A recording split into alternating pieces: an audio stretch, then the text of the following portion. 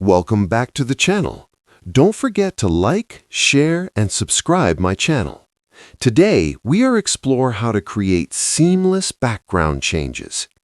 Start by isolating the subject using mask overlay mode and refining edges thoroughly to avoid visible cut lines, especially around hair and soft clothing areas. Apply the mask and place the subject onto the new background, adjusting scale and perspective so both elements feel naturally aligned. Use curves, color balance, or exposure adjustments clipped to the subject to match lighting and color temperature with the background. Optional enhancements include adding subtle